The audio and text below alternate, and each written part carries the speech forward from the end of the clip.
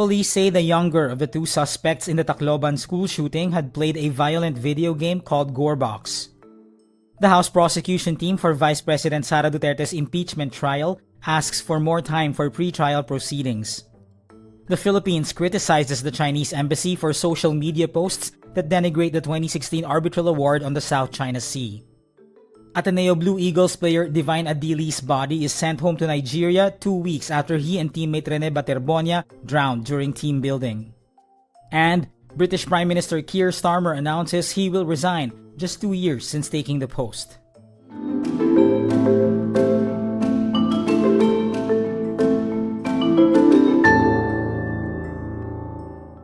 The Eastern Visayas Police says the younger of the two suspects in Monday's school shooting in Tacloban City played a video game called GoreBox before the incident.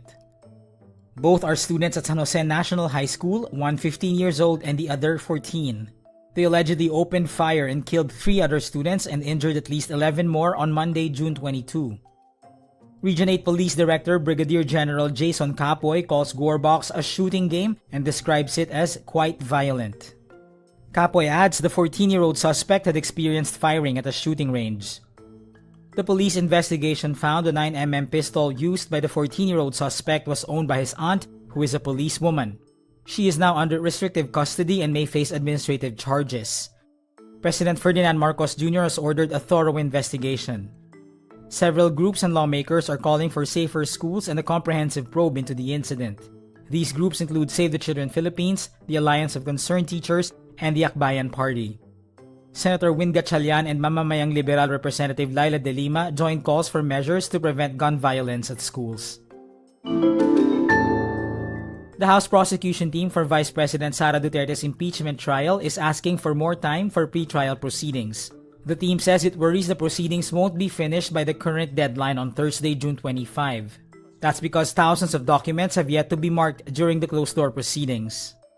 So, alam namin na Friday and Saturday walang pasok ang Senado, pero because of these voluminous documents,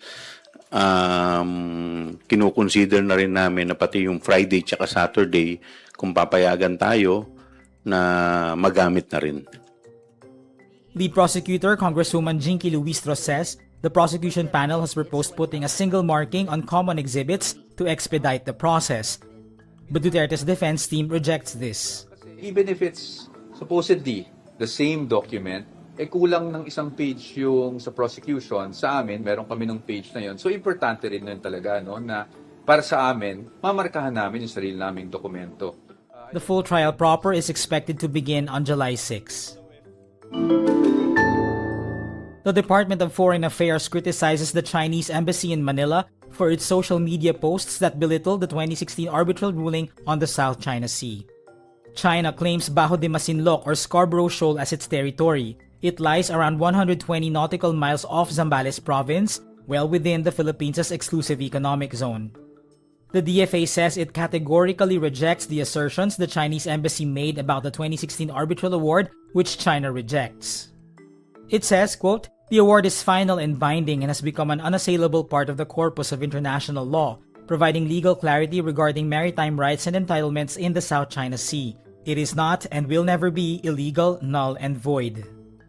The ruling declared China's sweeping claim over the South China Sea invalid, its island-building activities destructive to the environment, and its harassment of Philippine ships unlawful. It also affirmed the Philippines' 200 nautical mile exclusive economic zone in the South China Sea. This is essentially what Manila calls the West Philippine Sea.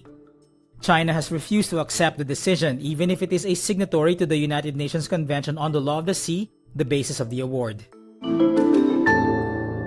The remains of Divine Adili are heading home to Nigeria, 2 weeks since he and teammate Rene Baterbonia died during the Ateneo Blue Eagles team building in Dipakulaw, Aurora. Fellow Ateneo players and Nigerian athletes Prince Eze and Solomon Okereke are among those who sent Adili off. Ateneo spokesperson Father R.B. Hizan says the university is shouldering the entire cost of the repatriation.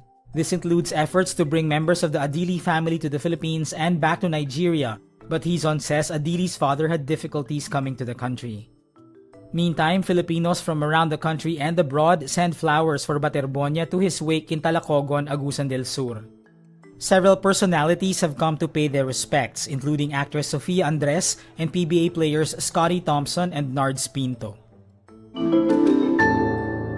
British Prime Minister Keir Starmer announces he will resign, setting the stage for the United Kingdom to have its 7th leader in a decade.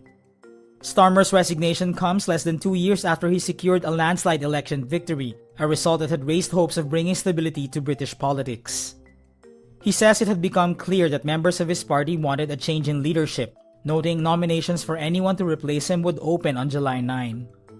His rival Andy Burnham is the clear frontrunner. The threat to Starmer increased sharply on Friday when Burnham decisively won a parliamentary election to return to Westminster. The victory boosts Burnham's standing as a potential successor. It also fuels hopes among Labour lawmakers that the veteran politician could revive the party's fortunes amid declining support and record-low approval ratings for Starmer. And that's today's wrap. I'm JC Gutinga. Thank you for watching. Click the link below for the full story. For more updates, download the wRap.